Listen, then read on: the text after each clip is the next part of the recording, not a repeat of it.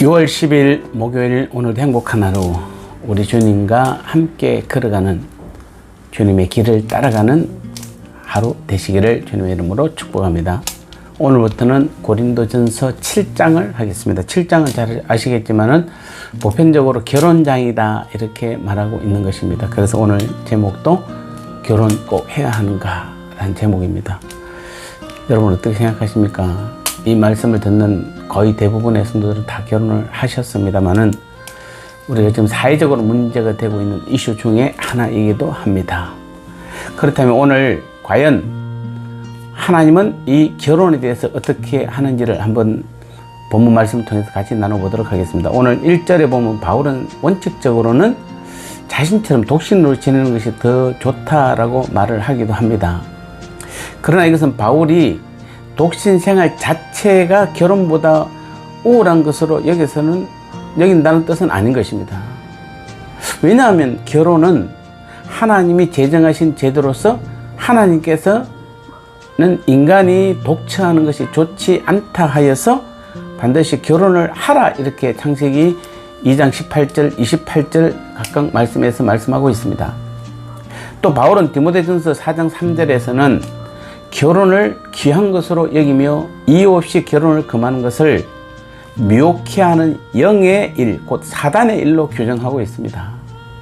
그래서 특별한 경우가 아니면은 결혼을 하는 것이 우리는 더 옳은 것입니다. 그것은 우리가 성적 본능을 억제하는 것이 어렵기 때문입니다.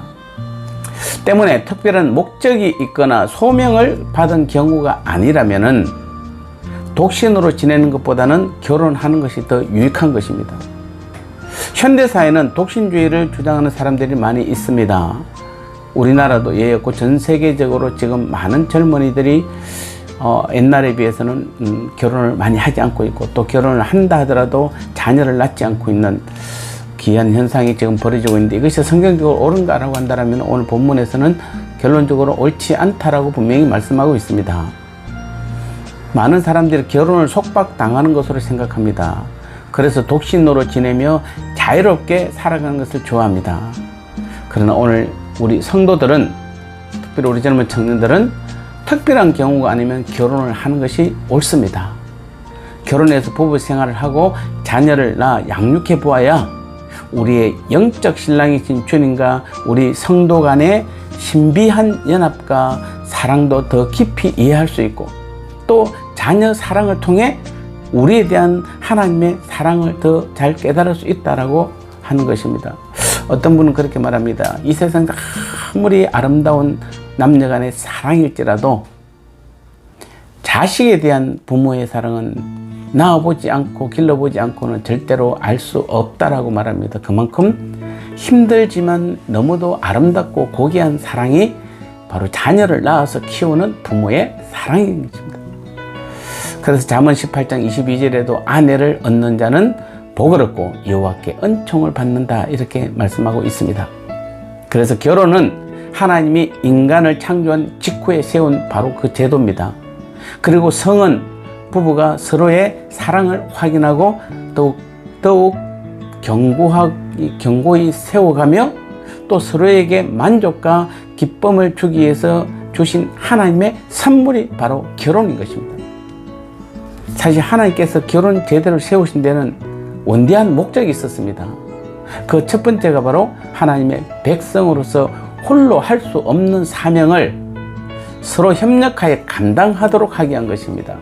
하나님께서는 남편이 하는 일이 있고 아내가 하는 일이 정해져 있습니다.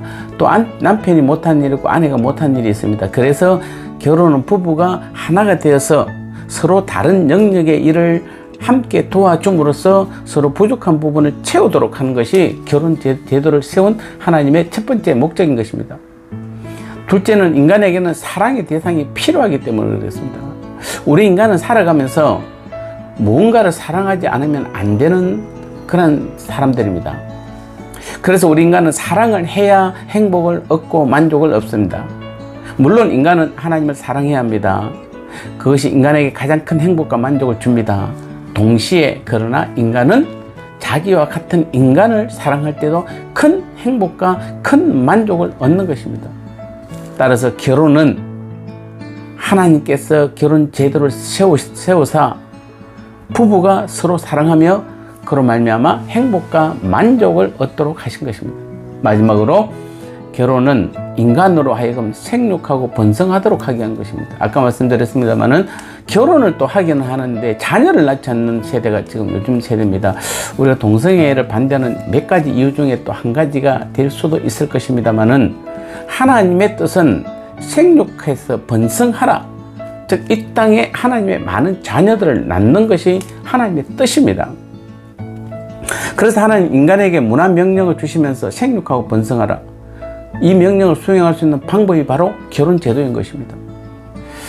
그래서 디모데전서 5장 14절에서도 그러므로 젊은이는 시집가서 아이를 낳고 집을 다스리고 대직에게 해방할 기회를 조금도 주지 말기를 원하노라 라고 말하고 있는 것입니다.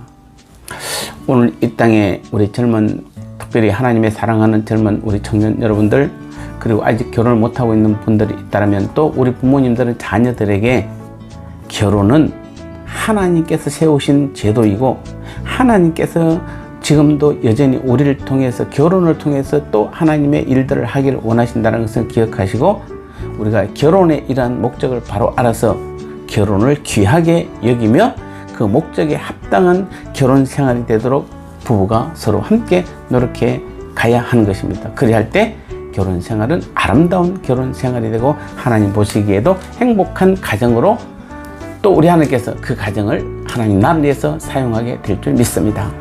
우리 모두 결혼해서 자녀들을 많이 낳아서 하나님께서 세우신 그 제도에 충실하는, 그래서 하나님 나라를 더 완성해 가는 일에 귀하게 쓰임받는 저와 여러분 되시기를, 특별히 우리 젊은 청년들이 되시기를 주님의 이름으로 축복합니다. 하나님, 그렇습니다. 결혼은 우리 하나님께서 세운 제도이고 자녀를 낳는 것도 하나님의 뜻임을 다시 한번 말씀해 주셨습니다. 올바른 결혼 생활을 통해서 하나님께서 기뻐하는 믿음의 귀한 과정들을 자녀를 놓고 또 가정을 잘 이끌어갈 수 있도록 성령께서 우리 성도들의, 우리 특별히 젊은 청년들에게 그런 믿음을 허락해 주셔서 결혼하여 아름다운 가정을 잘 가질 수 있도록 또 귀한 자녀들을 낳을 수 있도록 은혜 베풀어 주시고 함께하여 주옵소서. 예수님의 이름으로 간절히 기도드리옵나이다. 아멘.